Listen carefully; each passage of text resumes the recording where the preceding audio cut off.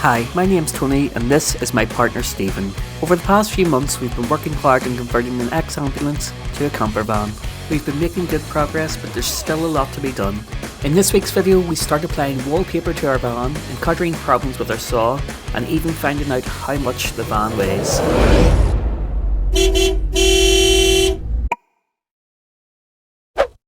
So, as you will have noticed, I have a new face and a new problem. So we went the other day to jump into the van and go to B&Q to get more stuff to finish the van. So we'd hoped right now we'd be finishing off bits and pieces of the inside that we'd said in the last video. However, we jumped in, we went to start it, nothing happened.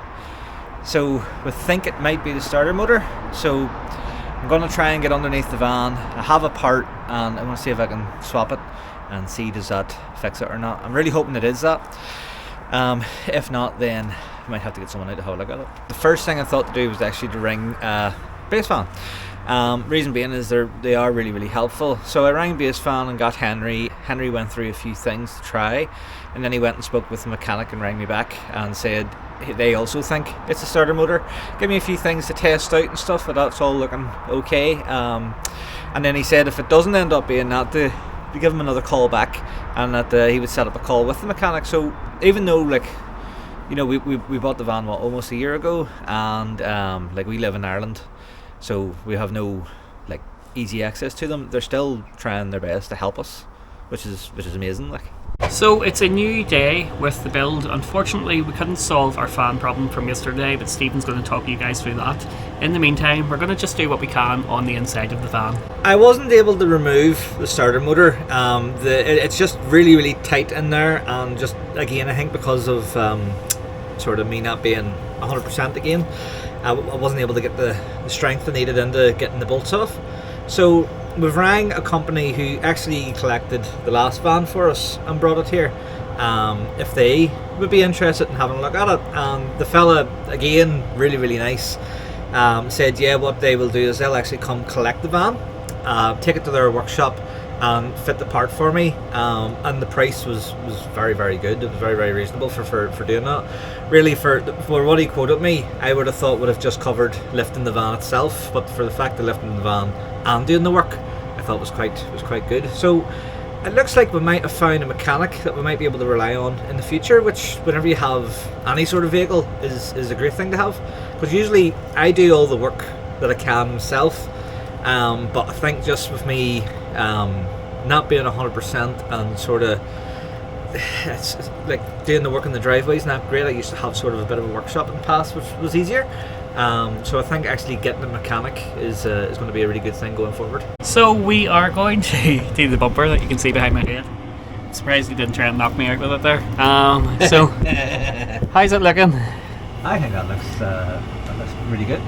Yes, it looks great going on to it. So I keep going back to how sexy this little bit of carpet looks, and I think it looks really nice against the yellow. The only issue we're going to have is I'm just going to have to stand here like this until it dries. I feel like it's just been a bit of an eyesore for the past couple of videos, and I know it's like we may not get everything on our list done before we need to depart on our adventure. We may not get on our adventure. We may not get on the adventure now. We can't get the van to start. It's a non-starter really, isn't it, this adventure? But in my head I was hoping, well, at least if we like tidy this before we get on, so it makes it look a little bit more finished if we don't get as much done as what we had hoped. We can always camp in the driveway. That would be fun for the viewers, wouldn't it? So fingers crossed everything's going to go smooth. We'll touch wood, cross our fingers, cross our toes. Anything else that can be crossed? Your legs? They're always open. So we've tidied up the van and took all sort of important tools out of it because it is going to go to your workshop. Hopefully to return. Could you imagine it never returned? What would we do? It's not even funny. Touring around in our car with Rosie? It's not going to be anything major. Touch wood. And I think if it was anything major, we would end up just contacting our friends across the water to see what they would suggest us do. And they have been, we said earlier in the video, but Basevan have genuinely been so helpful. I would recommend if anybody is looking at van and this is your first time watching one of our videos, check out Basevan stuff. Check out Brendan Explores too, because he also went to Basevan and he's doing a build. Not sponsored by Basevan, we just have genuinely great experience with them. Yeah. So like, if we come across a genuine company, we will push it because it's the right thing to do, and it's not like we have a massive following anyway, yet. But like, I would recommend it. Like, I have family and friends, and they're always like, where would I go to get a van? And I just say, don't even look in this country anymore. Just go straight over to Basevan, because it's the best you're going to get. Basically, our fans held together with glue and sticks and hopes and dreams.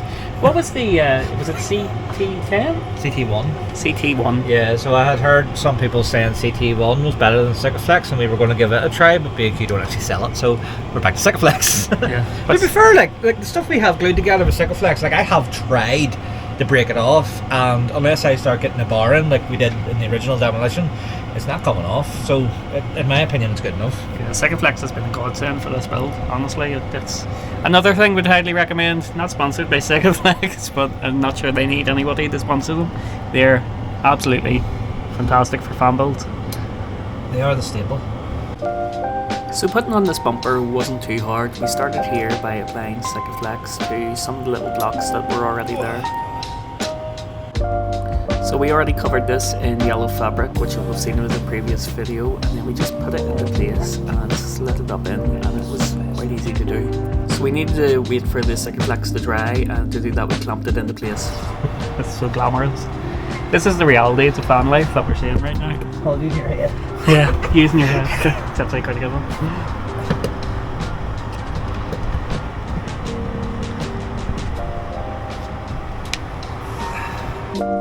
See here we've put some additional supports on using the ladder and the block. So we're now starting work on carpeting the final back surround, but to do that again we need to do even more insulation.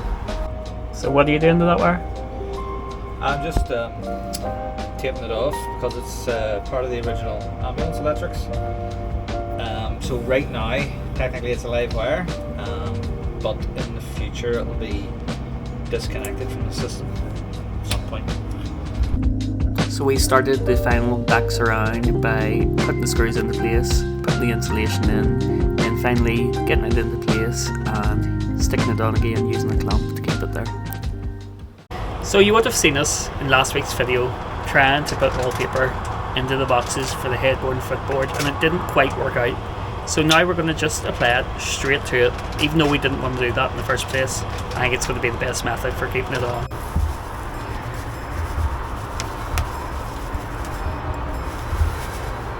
Aiden loves wallpapering.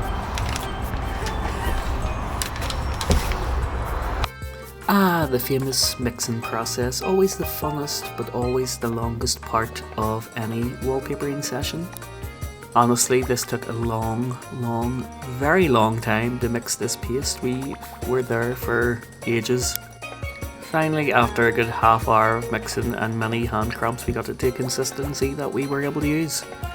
So we used the paper to place a rough guide, and then after that we applied the paste on, and then we just applied the paper to the paste. It was pretty easy, trimmed away the excess, and it worked out okay, but we done the other side different.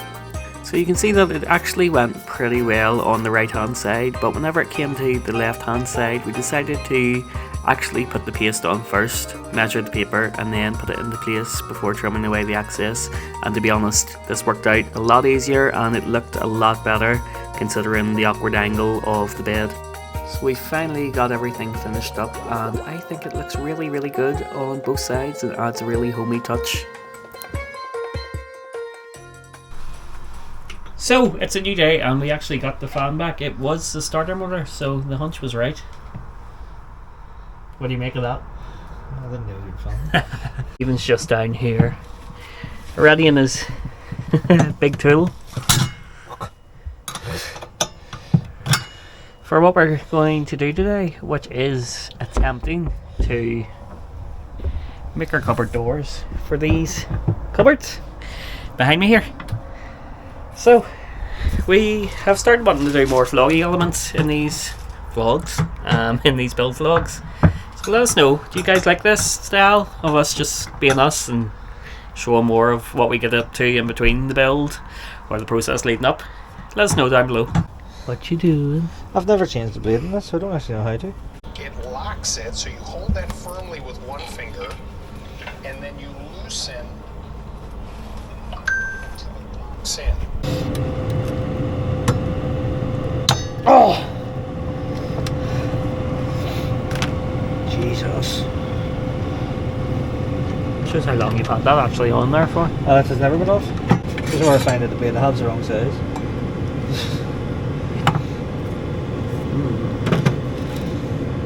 What's that? Is that 165? That's 190. Ah, fuck, it is the wrong size. Well, it'll work anyway. There we go. Doesn't matter. Let's see.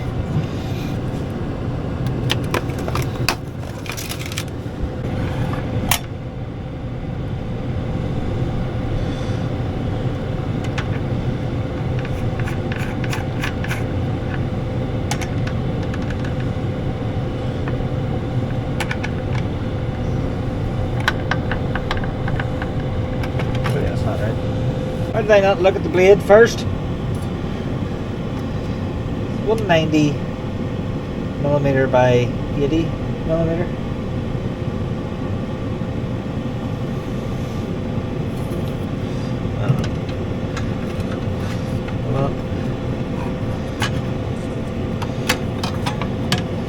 One of that.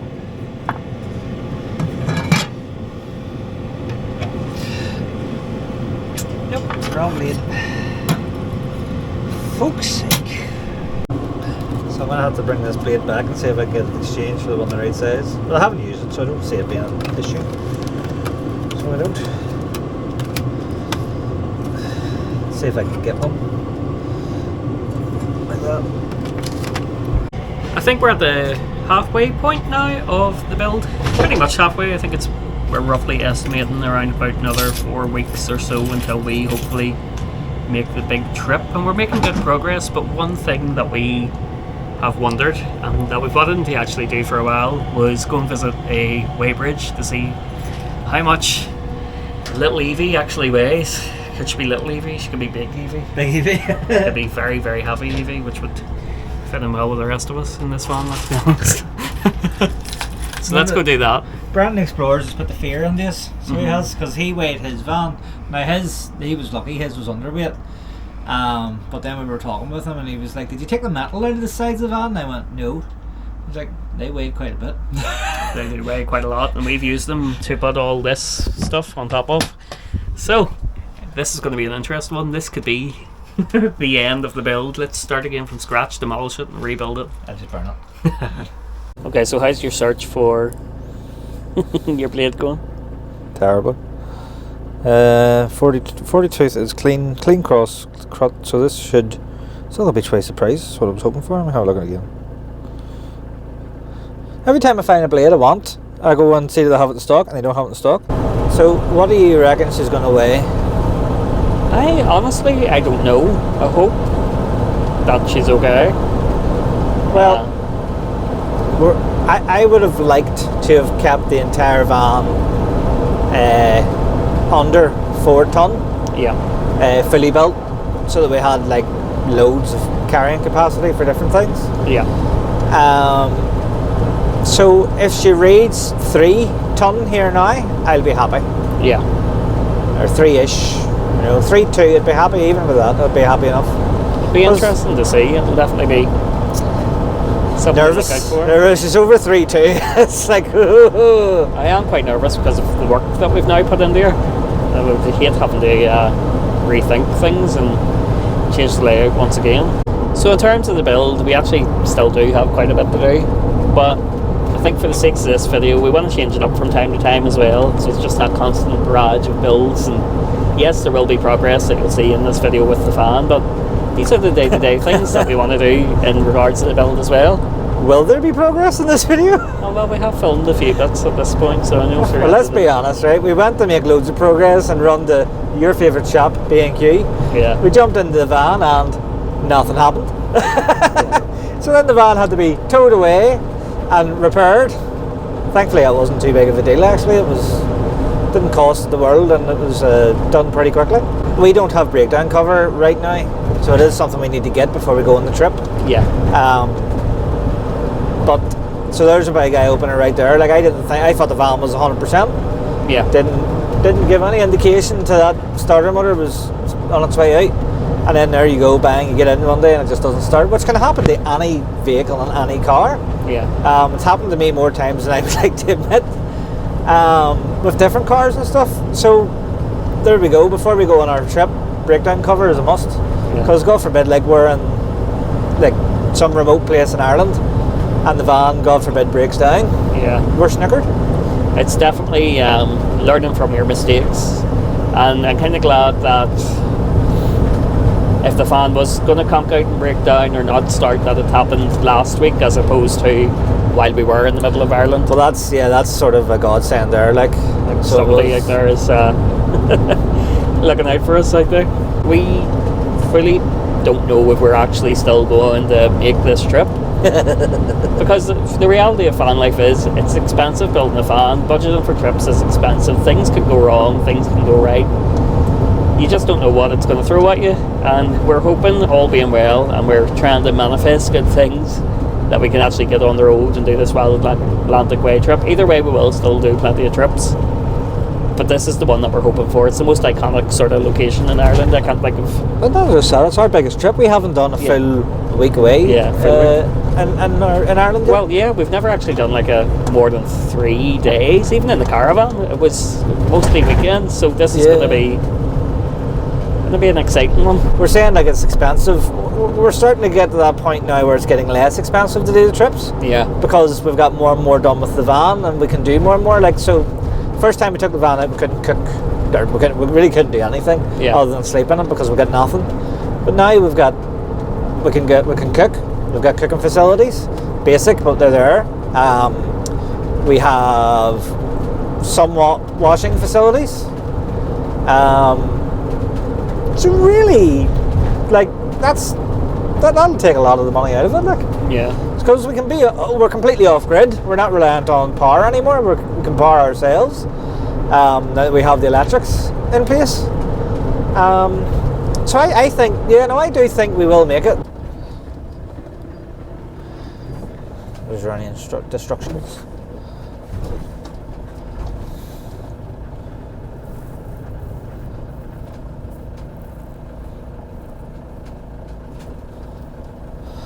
What does it say? When light changes to green, proceed over way beam in lowest gear at tickover speed. Do not exceed 2 miles an hour. Do not alter speed, use brakes, or stop until all axles have passed.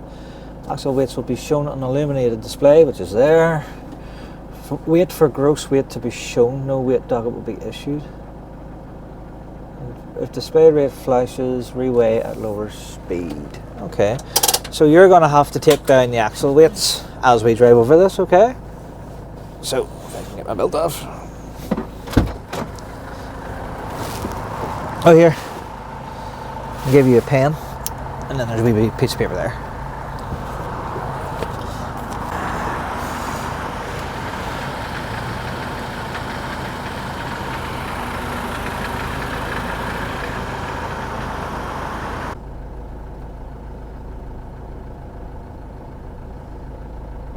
Ah, fuck you. Really? Okay, so it's just said that we were going too fast, even though I'm pretty sure we were going under 10 miles an hour. So let's try that again. This is like I think I could have went any quicker. Slower. Or slower, huh? I think I'll drive on it and stop. Right. Try again.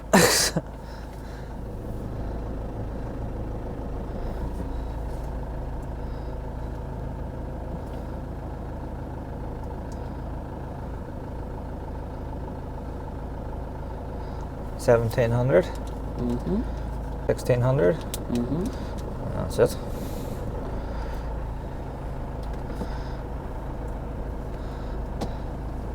Gross. Here's the gross. 3.3. Ooh. It's a bit heavy. Well, that's with us in it. So it is, what I say we were working at it, nearly 300. Two of us. Because we are. So, right, okay. 3. Well, like, there's a lot of stuff in here that will be taken out anyway. It's heavier than I thought it was going to be now. Well, you have 1,300 still to work with. There's 4.6 in it. 4.5 is the max. 1,200. So we should, like, we'll be fine, like, no matter what, like, but again, the lighter you can keep it, the more fuel economical it will be on fuel. So yeah. So now we know 3,300 on a DVLA Weighbridge, so that'll be calibrated. So that's with us, a full tank of fuel. What are we going to add water-wise? Say 100 litres, 100 kilograms. So that's 3-4. Everything else we want to add to the van. I think we'll be well underweight. Yeah, I think we'll be fine. Like now, if it was a 3.5 ton van, we'd be in trouble. Like we'd be in serious trouble. But with us having 4.5 ton, nah, we're fine. Like loads of weight. So worth going to see, worth checking out. Now we are on our way to Screwfix to get that blade, so we can hopefully continue with the build on the weekend. We hope you enjoyed this week's video, and remember to join us again next week as we advance on our build, making some cupboard doors and finishing up more bits around the van. I just don't want to do it anymore. I just want to go away, and I don't want to do any more work. I'm fucking done. I'm finished. I'm so tired.